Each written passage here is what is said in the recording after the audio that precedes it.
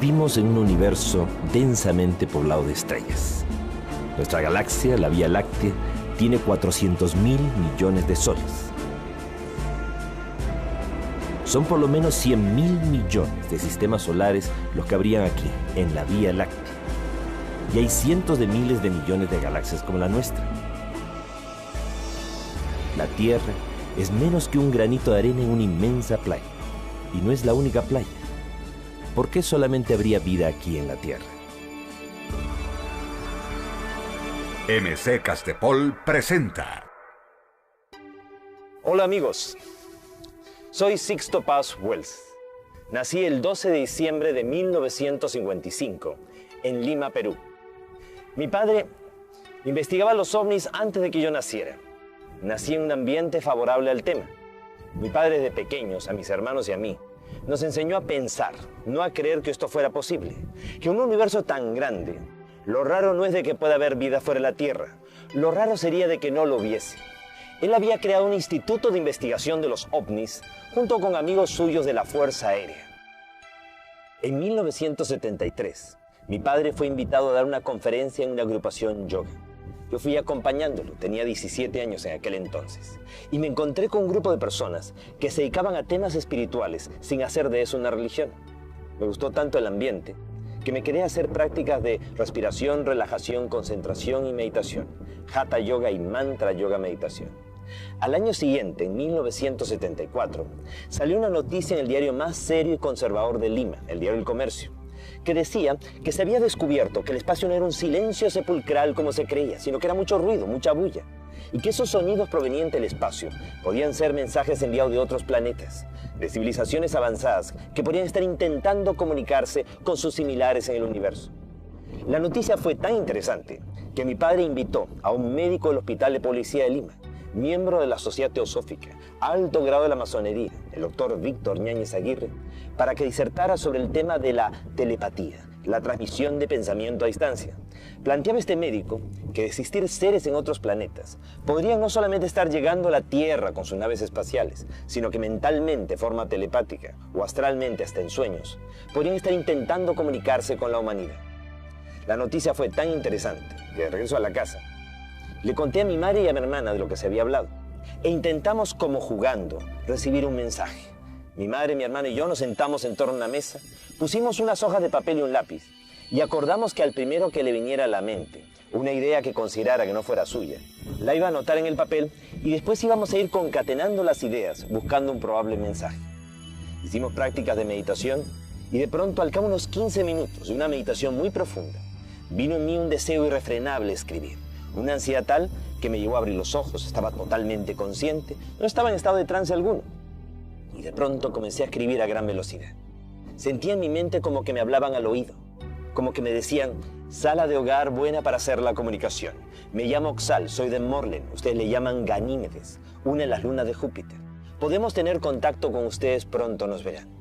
Naturalmente yo no creí que esto fuera real, pensé que era producto de mi imaginación. Sin embargo, mi madre y mi hermana me dijeron que habían recibido lo mismo, solo que no lo habían escrito. Yo lo había redactado simultáneamente en la medida en que lo iba recibiendo mentalmente. Era una psicografía, el fenómeno de escritura automática. Al día siguiente, con un grupo de amigos, repetimos el experimento y pedimos una prueba. Fuimos el 7 de febrero de 1974 al desierto de Chilca, al sur de Lima, donde el mensaje supuestamente nos estaba citando. Estuvimos allí desde el día anterior. No fuera a ser de que viéramos un meteorito, un satélite, un avión y nos confundiéramos y pensáramos que era el avistamiento anunciado. De pronto, se produjo un extraño resplandor. Detrás de los cerros se iluminó la noche como si fuera de día. Y todos hemos visto salir de entre los cerros un objeto luminoso que se desplazó sobre las crestas de las montañas. Quedó estable en el horizonte del lado derecho. El grupo que estaba disperso empezó a congregarse y todos empezamos a confrontar. Tú lo ves, yo también, ¿qué es esa luz? Cuando de pronto comenzó a ir descendiendo hasta que se colocó a una altura de unos 80 metros. Proyectó una luz como de mediodía. Era un objeto en forma de disco con una media docena de ventanitas. Todos sentimos pánico, terror. Nunca habíamos sentido tanto miedo como aquel instante. Y todos captamos en nuestra mente como que nos decían que no bajaban ese momento, porque nosotros no podíamos contener nuestras emociones, de que habría un tiempo y un lugar. Meses más tarde la nave aterrizó en el desierto y lo vimos físicamente. seres de aspecto antropomorfo, humanoides, similares a nosotros. La comunicación inicialmente fue de tipo telepático. Si todo hubiese quedado allí, no hubiera tenido la menor trascendencia. Lo interesante es que un periodista español, Juan José Benítez, mundialmente conocido en la actualidad por la serie de los libros del caballo de Troya, cuando solamente era un corresponsal más de la agencia EFE, fue enviado al Perú a cubrir la insólita noticia de este grupo de adolescentes que afirmábamos tener contacto con extraterrestres. Él nos acompañó al desierto de Chilca y él, a la hora exacta del día de la cita, según nuestros mensajes, pudo ver aparecer en el cielo, para él, 2 ovnis, objetos voladores no identificados.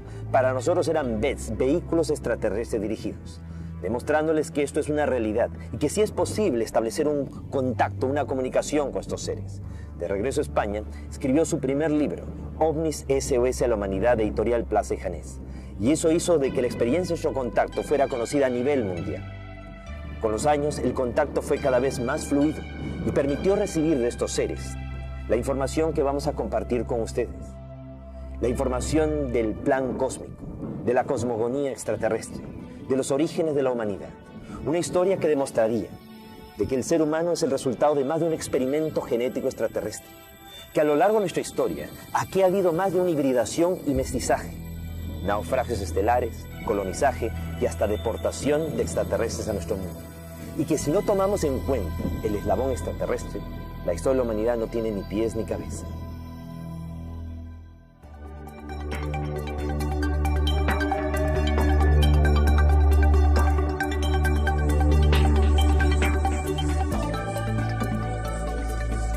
OVNIs. Nuestro pasado extraterrestre. El plan cósmico. A fines de los años 70, empezaron a aparecer en el sur de Inglaterra una serie de marcas, unos patrones sobre los campos de cereales. Se les llamó de inmediato los agroglifos, los crop circles, los círculos de los campos de cosecha. Siempre aparecían en época de cosecha y sobre campos de cereales. Ya en la Edad Media se había registrado la observación de dichas figuras. Aparecían y se consideraban de que podían ser hechas por el demonio, por las hadas. Se les llamaba justamente Círculo de las Hadas y se advertía a la gente de que no se metieran en ellos porque podrían desaparecer.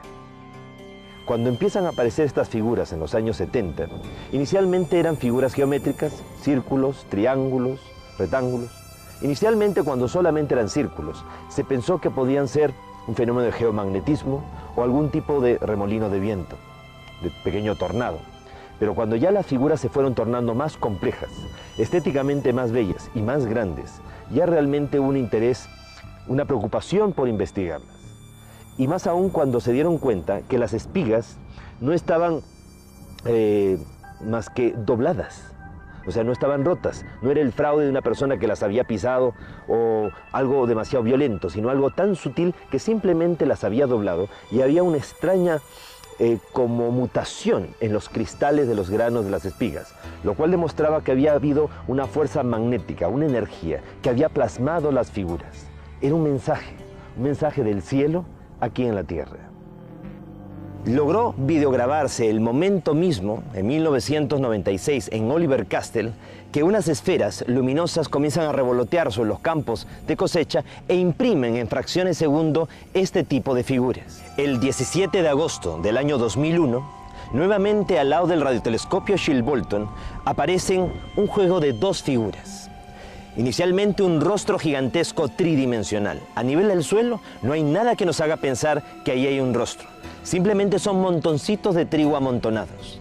Pero ese rostro no nos es desconocido. Es el mismo rostro de Sidonia en Marte. Aquel rostro que fue descubierto en una montaña sobre la superficie de Marte. ¿Y qué es la otra figura? Una figura rectangular que termina siendo la respuesta a un mensaje que fue enviado de la Tierra el 16 de noviembre de 1974. En aquella ocasión, Frank Drake, el amigo de Carl Sagan, utilizando el gran radiotelescopio de Arecibo en Puerto Rico, envió una onda de radio al cosmos, al espacio, a la M13, a la gran nebulosa de Hércules, a 24.000 años luz de distancia, con la esperanza de que si alguna vez alguna civilización inteligente la captara, nos respondiera. Las ondas de radio viajan a la velocidad de la luz, casi 300.000 kilómetros por segundo. Esa onda de radio se demoraría 24.000 años en ir, y si nos respondían, la respuesta llegaría después de 48.000 años. ¿Quién estaría para recibir la respuesta? Sin embargo, la respuesta llegó no después de tanto tiempo, sino después de 27 años. Y no a través de ondas de radio, sino a través de una impronta, una impresión sobre los campos de cereales. La figura se puede ver claramente que estos seres conocen los mismos elementos de la comunicación aquí en la Tierra. En este caso, el lenguaje universal de los números, las matemáticas. También los mismos compuestos para la vida. En cuanto al código genético, hay variaciones. Del lado paterno está mutado o variado, lo cual demuestra que sería una suerte de seres transgénicos. O nosotros somos la variación para ellos. La estatura promedio de estos seres, por lo menos los que aparecen en este diseño, 1,20 m, pequeños con cabeza grande, como muchos de los seres que han sido observados en diversas partes de nuestro mundo. En cuanto a su ubicación en su sistema solar, a partir de su Sol, estarían ocupando el tercero, cuarto y hasta las lunas de su quinto planeta. Pero si nos fijamos bien, tiene 9 planetas en torno a su Sol. Demasiada coincidencia con nuestro sistema solar. ¿O es que no nos están respondiendo de fuera del sistema solar, sino desde dentro de nuestro propio sistema? Y ellos tendrían bases en la Tierra, en Marte y en las lunas de Júpiter. En cuanto a la fuente de emisión del mensaje, no es un radiotelescopio, obviamente. Eso sería una forma muy primitiva de comunicación para ellos. La forma es, en este caso, los mismos círculos concéntricos y tangenciales que aparecieron un año antes, el año 2000, en el mismo lugar. Y lo que representarían que estos seres, para comunicarse con nosotros y responder, viajaron a través del tiempo y del espacio, a través de pliegues cósmicos, a través de puertas interdimensionales, ya que ellos dominan el espacio-tiempo. Y el que muchas de las figuras que están apareciendo en el sur de Inglaterra y en más de 25 países estén relacionados con los últimos descubrimientos de la ciencia, muestra de que hay un seguimiento, hay una supervisión por parte de ellos. Hay una inquietud de que el ser humano recuerde mucho de una información que ya se encontraría en nuestra propia genética, ya que si nosotros fuimos sembrados en este planeta, pues simplemente lo que nos toca es recordar.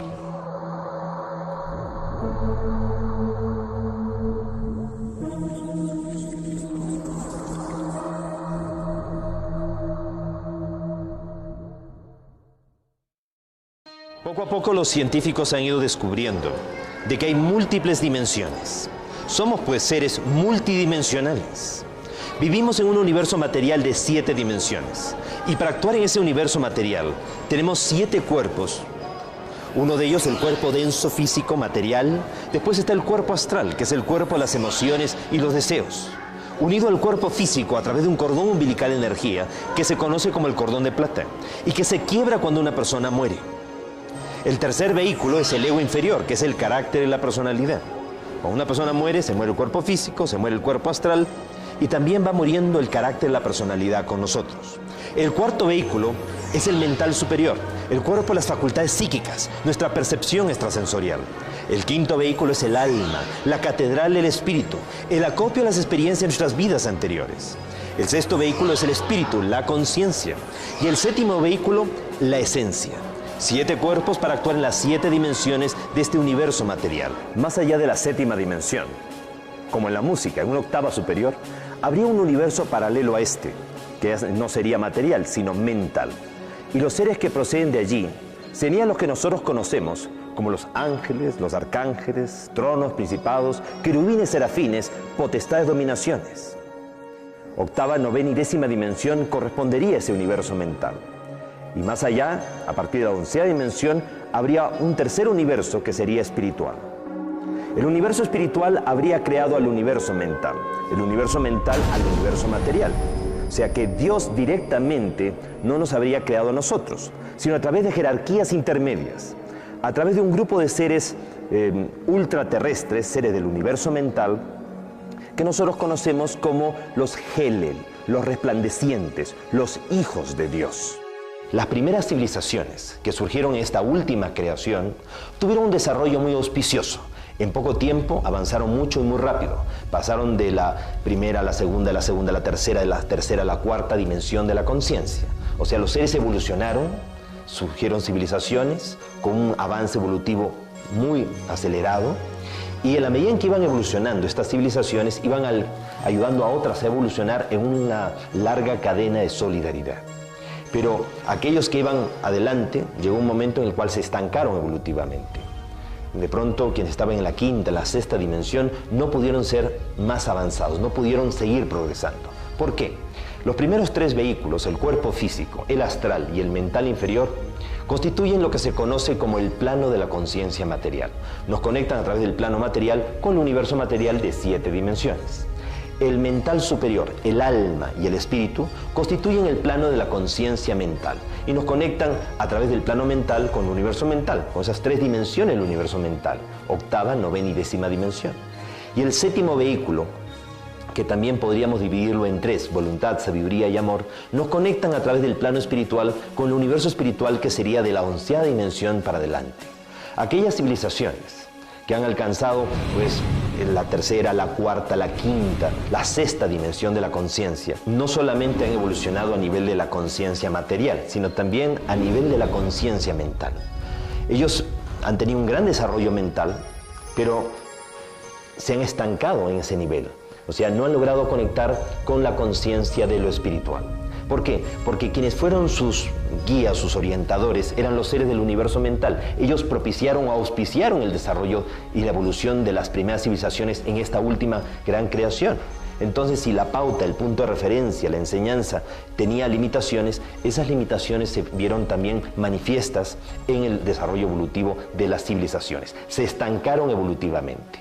Entonces se habría producido, según lo que los extraterrestres relatan en las experiencias de contacto, un concilio cósmico en el cual los seres ultraterrestres, los seres del universo mental, los Heli, los padres creadores, dialogaron para tratar de entender cuál había sido el error que se había cometido en esta última creación.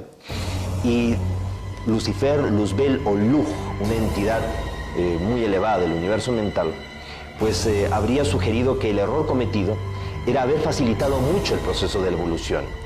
El no haber creado las condiciones de pronto para que una fuerza de oposición lo suficientemente grande, pues exigiera el máximo esfuerzo, el mayor mérito a estas civilizaciones que fueran surgiendo. Entonces él sugería introducir en el universo material entidades disociadoras, seres del universo mental que actuaran como demonios, entre comillas, que dificultaran al máximo el proceso evolutivo. Eso restauraría la dinámica interrumpida. Pero Luj, Lucifer o Luzbel, esta entidad, consideraba de que había que trabajar sobre aquellas civilizaciones sobre las cuales ellos habían orientado, dirigido, sobre las que ellos habían actuado directamente. Aquellas civilizaciones que estaban en la quinta o la sexta dimensión de la conciencia, que les faltaba poco para alcanzar esa séptima dimensión, esa conexión con el universo origen. Sin embargo, los demás seres ultraterrestres no estaban de acuerdo. Era como cambiar las reglas de juego. Es como que tengamos nosotros a un hijo en una escuela militar internado con una disciplina rígida y faltándole un año para graduarse, lo sacamos de esa escuela, lo ponemos en un colegio mixto, que no es internado, que no tiene disciplina rígida, es muy probable que naufrague. Entonces no se pueden cambiar las reglas de juego sobre lo que ya está avanzado. Entonces sugirieron estas otras entidades más bien trabajar sobre civilizaciones nuevas, sobre civilizaciones que recién se estaban iniciando. Pero también hubo voces en contra, sugiriendo de que no era justo pues, variar las reglas de juego sobre esas civilizaciones. Así que hubo otra alternativa, la de trabajar sobre civilizaciones que nunca hubieran existido, sobre planetas que nunca hubieran surgido. Uno de esos planetas que sería seleccionado fue la Tierra. ¿Por qué? Porque según los extraterrestres, hace 1200 millones de años, la Tierra murió producto de impactos de lluvia meteórica que extinguieron la vida en el planeta Tierra. Entonces, nuestro mundo, al ser un planeta sin futuro, un planeta muerto, permitiría realmente llevar a cabo este experimento. Y así como la Tierra, otros 7 planetas más. Un grupo de civilizaciones extraterrestres recibió la autorización de parte de jerarquías cósmicas de seres de otras dimensiones, como para viajar a través del tiempo y del espacio y llegar a la Tierra antes de que la Tierra muriera e impedir de que muriera, creándole con ello un tiempo alternativo paradójico.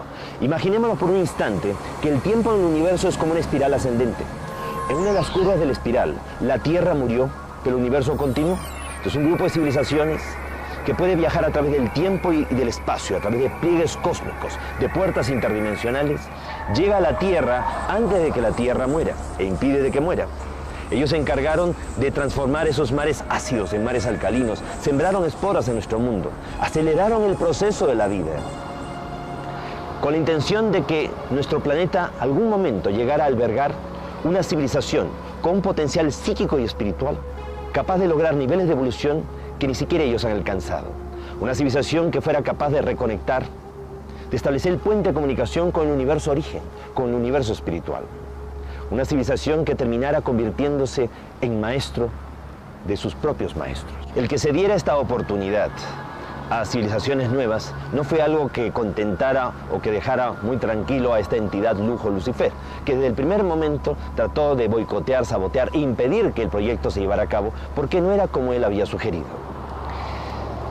Vamos a encontrarnos entonces que la primera civilización que se llega a establecer en el planeta es de origen extraterrestre. Seres de la constelación del Cisne aterrizaron en nuestro planeta cuando solamente era un gran continente, Pangea, en donde correspondería a la Antártida. Y a esta primera civilización se le llamó Antártica.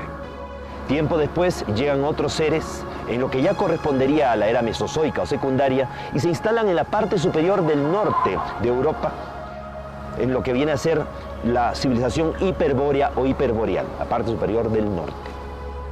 Estos seres coexisten con un mundo inestable, violento, que está dominado por los dinosaurios y va todo siguiendo un proceso de supervisión continua, constante, un seguimiento, manipulaciones de tipo genético por parte de estos seres.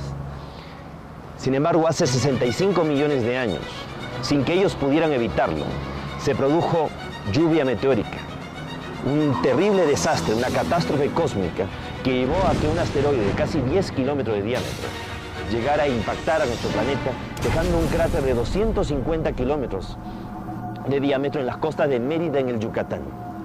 Y produjo realmente una onda expansiva tan violenta que precipitó la extinción de una buena parte de los dinosaurios. Si no, estos habrían evolucionado hacia una forma inteligente de vida y serían hoy los que dominarían con su inteligencia nuestro planeta. Nuestro planeta quedó tan fuertemente afectado por el impacto. La vida, podríamos decir, como que casi se extinguió en nuestro mundo. Por lo cual la Tierra fue el primer planeta de los 8 seleccionados que fue descartado. Habían sido pues seleccionados 8 planetas, 2 por galaxia, de un grupo de galaxias que giran en torno a la M31, la gran nebulosa de Andrómeda, que se encuentra a 2 millones de años luz de distancia de nosotros. Entonces, eran 2 planetas por galaxia, 4 galaxias de ese conjunto, ese grupo local. Al descartarse la Tierra, concentraron su atención en los otros 7 planetas. Pero con el tiempo, de los otros 7 planetas, 3 se destruyeron totalmente. No quedó de ellos ni polvo. De haber tenido 8, solamente se quedaron con 4, por lo cual eso los preocupó. Al haber fracasado entonces el proyecto en los otros 4 planetas de categoría Ur que quedaban, decidieron darle una nueva oportunidad al planeta Tierra. Y estos seres, viajando siempre a través del tiempo y el espacio, el tiempo para ellos no está pasando igual que para nosotros, llegan a nuestro mundo y se encuentran que hace 80.000 años, la raza lemuriana, la raza negra, originaria del planeta Tierra, llegó a evolucionar mucho, a tal punto que despertó toda su potencialidad, su percepción extrasensorial. Los seres humanos de aquel entonces fueron capaces de descubrir de que vivíamos en un tiempo alternativo, diferente al real tiempo del universo, y que ese tiempo podía ser flanqueado, que podía ser atravesado. Ahora, parte del desarrollo se había producido producto del consumo de plantas alucinógenas, algo que para los seres extraterrestres pues no estaba bien. Cuando los extraterrestres que se habían dedicado a los otros 4 planetas estaban pendientes del proceso evolutivo, se enteraron de que la humanidad de la Tierra estaba evolucionando, estaba avanzando, pero lo había hecho bajo un proceso que no era el que ellos consideraban el más adecuado, decidieron venir aquí. Y hace unos 30.000 a 35.000 años de los nuestros, se produjo un terrible retroceso. Estos seres habrían contribuido, los extraterrestres, a un olvido colectivo de la humanidad. Es algo que se menciona en el libro de la Biblia, en el capítulo 11 del Génesis, cuando se refiere de la Torre de Babel. Hubo una época de la historia de la humanidad en que los seres humanos hablábamos un solo idioma, o sea, teníamos desarrollado la telepatía, la percepción extrasensorial, y habíamos sido capaces de construir una escalera al cielo, o sea, una conexión con lo superior, con esas otras realidades. Dice la Biblia que los Elohim tuvieron temor de que al ser humano no les resultara nada imposible, así que ellos decidieron intervenir para hacernos olvidar. Y se produjo hace 30.000 a 35.000 años atrás un terrible retroceso en el ser humano, un olvido generalizado en el cual ellos podrían retomar el proceso evolutivo, pero ya con la propia supervisión, ya con el control de ellos. Fue así como hace 25.000 años de los nuestros, dos grandes civilizaciones, los seres de Orión y los seres de las Pléyades, fueron enviados por este Consejo Galáctico para intervenir en nuestro planeta en calidad de guardianes y vigilantes. Unos eran los seres de Orión y otros los seres de las Pléyades. No todos los Oriones tenían apariencia antropomorfa, humanoide. Habían unos con aspecto reptiloide. Precisamente el jefe de los Oriones se llamaba Satanel, Satán o Satanás, un extraterrestre, que no hay que confundirlo para nada con Lucifero Luzbel, que sería un ultraterrestre. Con los siglos, la angeología ha ido confundiendo tanto las cosas que a veces se utiliza el mismo nombre de un ángel de luz para denominar a uno de oscuridad y viceversa. Por ejemplo, se utiliza la palabra Ha-Satán, el adversario, para denominar a Lucifero Luzbel, o serían dos entidades totalmente diferentes. Fue así entonces que llegan estos guardianes y vigilantes. La idea era hacer un seguimiento del proceso de la evolución de la humanidad. Se había producido un terrible retroceso, como mencionamos. Esto precisamente se hace referencia en el capítulo 11 del Génesis, cuando dice que los Elohim vieron de que los seres humanos hablábamos un solo idioma, que habíamos sido capaces de construir una escalera al cielo y que ya nada nos sería imposible. Esa escalera naturalmente no era tanto un zigurato, una torre o pirámide, sino más bien una conexión de tipo psíquico, espiritual. Entonces decidieron venir y confundir las lenguas, nos hicieron olvidar. Ese olvido sería el terrible retroceso que nosotros pues ya registramos en esta historia del plan cósmico. Entonces la responsabilidad de los guardianes y vigilantes recayó sobre la persona de este Satanel, que también era un leal seguidor de las enseñanzas o de las directrices de Lucifero Luzbel. En un determinado momento, Satanel consideró que si el proyecto había fracasado en los otros 7 planetas, y aquí los experimentadores desde un inicio habían perdido el control sobre el experimento, y como podíamos poner en peligro el orden cósmico, el orden establecido, mejor era cancelar el proyecto y terminarlo, que no continuara aquí en nuestro mundo. No todos los guardianes y vigilantes estuvieron de acuerdo con esta postura, y unos se mantuvieron fieles al plan cósmico y otros en contra. En aquel entonces se produce una especie de tensión, de crisis entre los guardianes. Inicialmente fue a nivel teórica, pero posteriormente pasó a ser una verdadera guerra de galaxias, cuyos ecos todavía resuenan en el universo. La Biblia nos habla de la guerra de los hijos de la luz contra los hijos de la oscuridad, la guerra de los ángeles. El Mahabharata, el Ramayana, nos habla de verdaderas guerras de galaxias, teniendo como escenario neutral de sus batallas nuestro mundo. Al final, los líderes de la disidencia fueron sometidos y fueron enviados a la Tierra en calidad de deportados. No querían venir a ayudarnos por las buenas, los enviaron por las malas. Si bien no todos los Oriones participaron de la disidencia, muchos se mantuvieron fieles al plan cósmico, se les reemplazó por seres de Sirio, de Can Mayor, quienes junto con los pleiadianos quedaron en calidad de guardianes y vigilantes. Los Oriones que se mantuvieron fieles se les llevó a las lunas de Júpiter y quedaron allí en colonias mineras en un estado de observación de nuestro planeta, con miras a que algún día ellos pudieran actuar como instructores planetarios y resarcir a la humanidad por el daño que les habían ocasionado sus congéneres o reivindicarse ellos como civilización. Estos seres que fueron deportados aquí a la Tierra tendrían que haber cambiado de actitud. Sin embargo, no fue así. Desde un primer momento, declarar una guerra a muerte a la humanidad, tratar de impedir de que se cumpliera el plan cósmico, de que la humanidad llegara a ese nivel de evolución que ellos no querían o temían que pudiera lograr realmente el ser humano. Entonces se constituyen como un gobierno secreto mundial tenebroso, negativo, las fuerzas satánicas, y empezaron a conspirar terriblemente contra la humanidad. Acostumbrados a vivir miles de años fuera de nuestro mundo, envejecieron prematuramente y murieron. y quedaron atrapados en una cuarta dimensión aquí en el planeta. Ellos influenciaron psíquicamente sobre muchos seres humanos, personas débiles de carácter, débiles de voluntad a lo largo de la historia, vinculando a esas personas a la política, a la religión, a la economía, a los mandos militares, a la moda, a la música, para a través de ellos sembrar el caos mundial, llevar el mundo hacia la autodestrucción. Fueron estos seres de este gobierno tenebroso, negativo, los que habrían también influenciado de alguna manera sobre los pleiadianos, como para que cometieran la grave transgresión de tener relaciones sexuales con seres humanos de la Tierra. Fue Semiasaz, el jefe de los 200 pleiadianos, que habrían tenido contacto sexual con los seres humanos de la Tierra. Es lo que se menciona en el libro del Génesis capítulo 6 cuando dice: cuando los hombres comenzaron a poblar la tierra engendraron hijas, y viendo los hijos de Dios, los ángeles del cielo, que las hijas de los hombres eran hermosas ante sus ojos, tomaron de entre ellas cuantas quisieron y procrearon de estas los antiguos héroes de antaño. Fueron así pues estos 200 extraterrestres los que habrían tenido contacto sexual y se habrían producido híbridos, mestizos, que fueron reunidos en un grupo de 10 islas, la mayor de ellas, la isla de Undal, en el Océano Atlántico. Allí establecieron su capital en Poseidonis o Poseidópolis, tal como lo menciona Platón en sus diálogos, el Critias y el Timeo, y también en la República. Fue tal el conocimiento y la tecnología recibida de parte de los padres extraterrestres hacia los atlantes, que eso le permitió a ellos desarrollar grandes laboratorios de experimentación.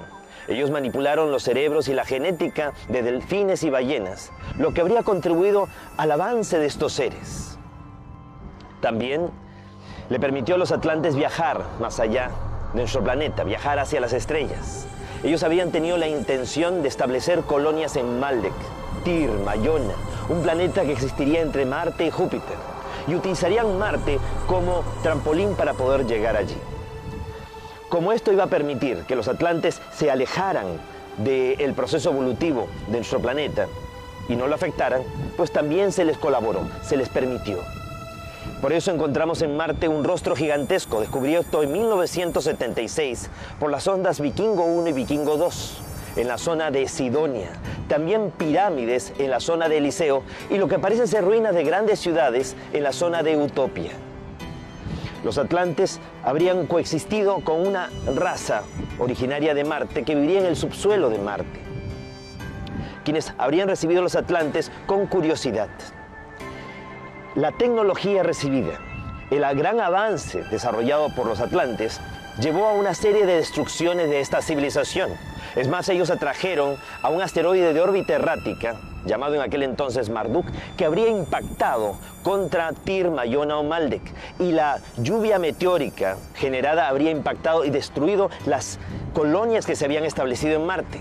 Toda esa lluvia meteórica habría alcanzado la Tierra, primero impactando contra la Luna. En aquel entonces la Tierra atrapó dos grandes fragmentos que quedaron como lunas adicionales, de tal manera que en un momento en la historia planetaria tuvimos 3 lunas. Esas 2 lunas adicionales habrían sido posteriormente absorbidas por el planeta. Una de ellas impactó en el Océano Pacífico, dejando como huella de impacto la fosa de las Filipinas de 11 kilómetros de profundidad. Tiempo más tarde, la otra luna también cae e impacta en el Océano Atlántico, en el Caribe, dejando como huella de impacto la fosa de Puerto Rico de 9 kilómetros de profundidad y creando una zona de aberración magnética donde las líneas de fuerza que van de polo a polo de nuestro mundo tienden a enrollarse y se forman remolinos, vórtices de fuerzas electromagnéticas que colapsan el espacio-tiempo y abren puertas hacia otras dimensiones. Estas grandes destrucciones habrían precipitado también la última gran glaciación hace 11.500, 12.000 años y habrían cubierto de hielo la Antártida, que era un continente donde se encontraba el último periodo de la Lemuria, el periodo de Mu, el mayor avance que habría desarrollado la raza negra originaria del planeta Tierra después de la intervención de los guardianes y vigilantes. Hubo entonces que evacuar, rescatar a los murianos y llevarlos fuera de allí. Se les llevó hacia Mesoamérica, hacia México. Y por eso es que surge la civilización olmeca. Los últimos descubrimientos arqueológicos hechos en el estado de Guerrero, en la costa del Pacífico mexicano, demuestran que los Olmeca eran miles de años más antiguos de lo que se pensaba. Y eso explicaría por qué los rasgos negroides de esta civilización. Los Olmecas se representan también en estelas, en grandes esculturas de piedra, tripulando naves espaciales, algo que después vamos a ver repetido en la propia civilización maya.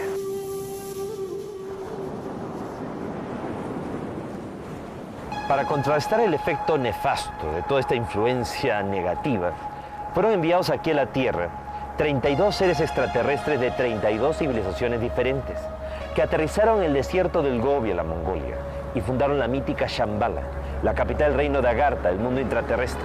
Y habrían establecido una red de túneles y galerías, grandes depósitos, archivos del conocimiento, de la historia perdida de la humanidad, con miras a que algún día los hombres de buena voluntad pudiéramos acceder a dicho conocimiento.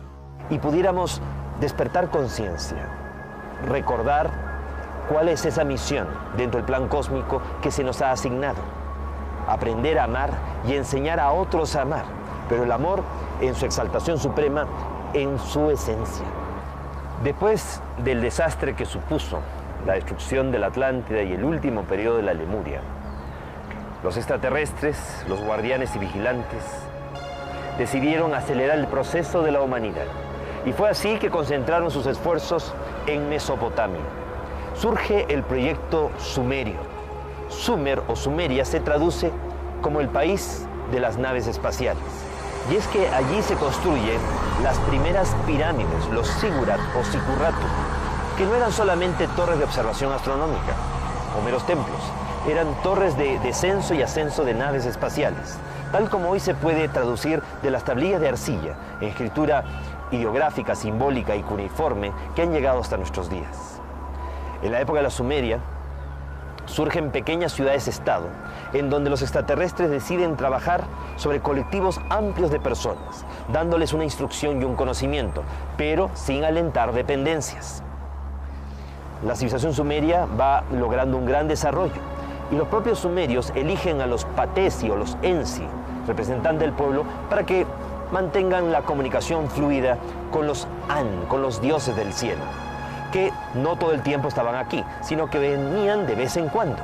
Y cada vez que venían, pues había ese intercambio de información y conocimiento. Pero en aquel entonces, la cuarentena planetaria que ejercían los guardianes y vigilantes no era tan rígida, lo cual permitió que no solamente los An, los dioses con D minúscula del cielo, extraterrestres con buenas intenciones dentro del plan cósmico, vinieran aquí, sino también llegaran los Anunnaki, los hijos del príncipe, seres de aspecto también reptiloide vinculados a Satanel y a las fuerzas satánicas. Y de vez en cuando actuaran en nuestro mundo de una forma como muy negativa, tratando de enfrentar a los sumerios entre sí. Se produjeron grandes guerras entre las ciudades sumerias y fueron alentando el desarrollo muy violento de otros pueblos como los acadios, quienes terminaron extinguiendo o destruyendo a los sumerios. Al fracasar el proyecto sumerio de trabajar sobre un colectivo amplio de personas, porque al final de todas maneras se crearon dependencias, vivían muy pendientes del retorno de los An.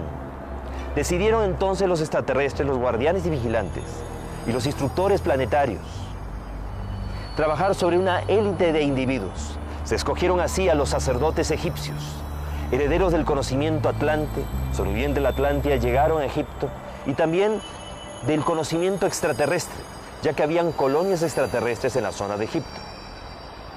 Sobrevivientes de Sumeria también se afincan, y con toda esa suma de conocimiento e información va a surgir la gran civilización egipcia.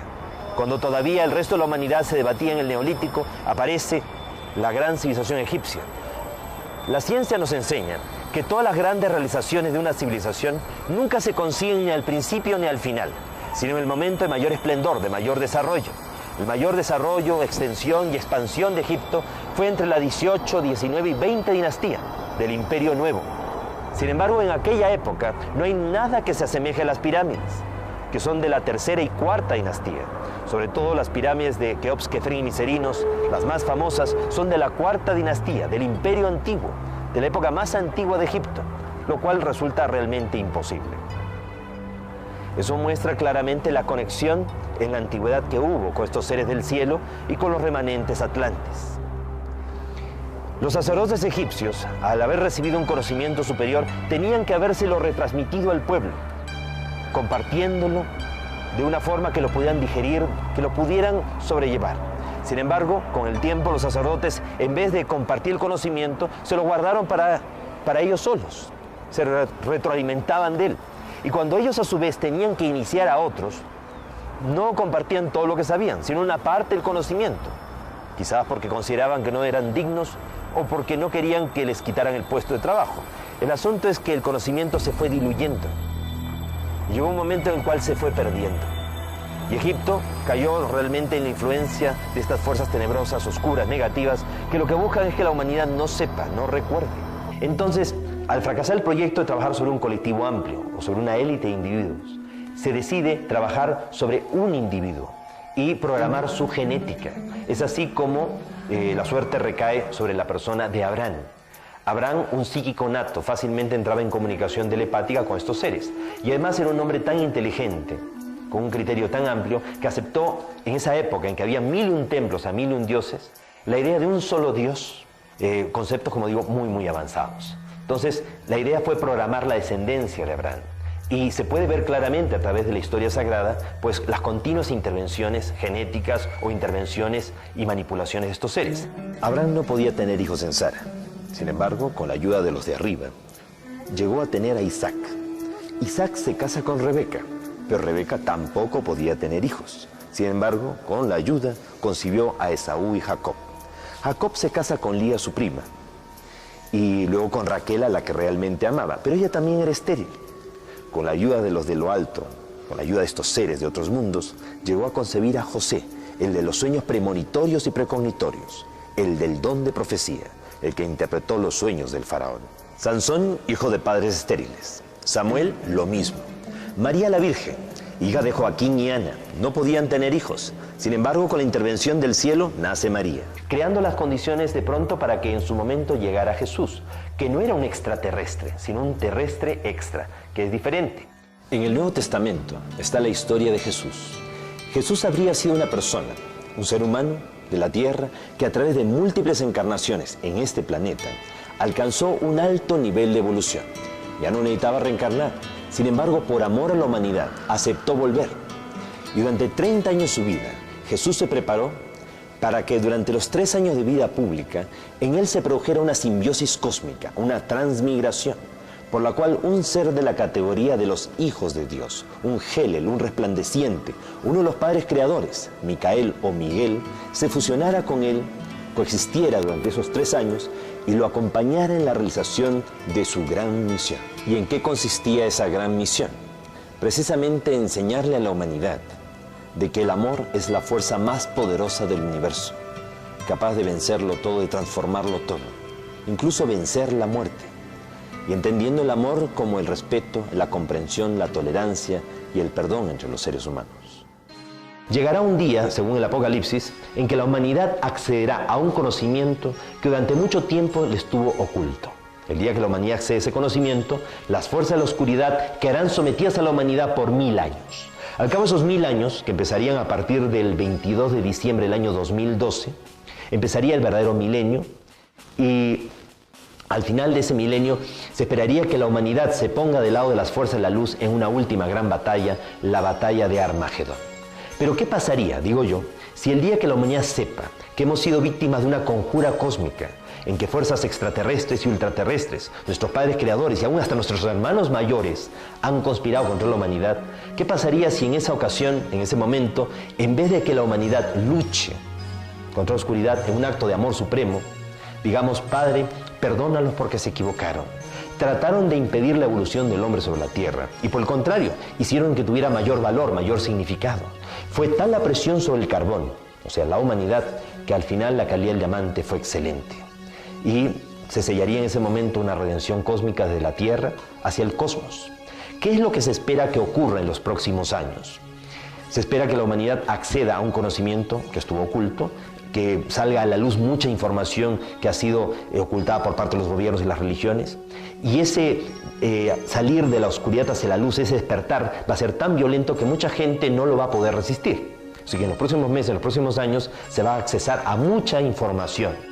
Entre las cosas que la humanidad va a descubrir, va a ser de que estamos en un tiempo alternativo, paradójico, que no estamos en el tiempo real y que nos estamos acercando a una reconexión, a una sincronización de los tiempos. En los próximos meses, en los próximos años, vamos a ver un aceleramiento de todo el potencial psíquico, en sueños y conscientemente.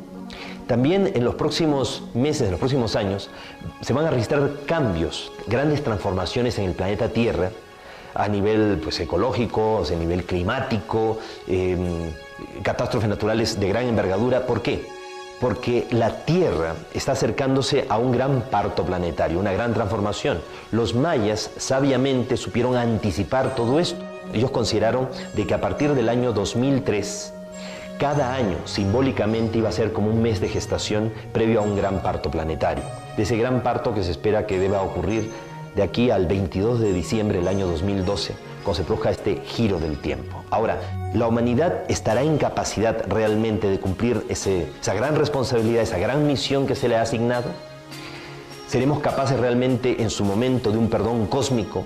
Si antes no somos capaces de vivir en tolerancia y de perdonarnos y aceptarnos a nosotros mismos tal como somos y aceptar a nuestra familia, a los demás tal como son. Hoy las fuerzas tenebrosas están tratando de incentivar a como dé lugar el odio racial, el odio étnico, las luchas y enfrentamientos de tipo religioso. Entonces estamos en el mejor momento de la historia de la humanidad como para que demostremos un verdadero nivel de espiritualidad, procurando la unidad en la diversidad. Todo lo que nos une y no lo que nos separa. Recordemos, somos seres humanos en este hogar que es el planeta Tierra, un planeta que está predestinado para ser luz de los demás, en este caso, luz del cosmos. No somos el centro de la creación, pero sí el centro de una expectativa cósmica. Si no, tantas civilizaciones extraterrestres no estarían llegando desde tiempos inmemoriales a nuestro mundo. Estamos viviendo el momento más extraordinario de la historia humana, el momento de las grandes definiciones, y es el momento del gran despertar.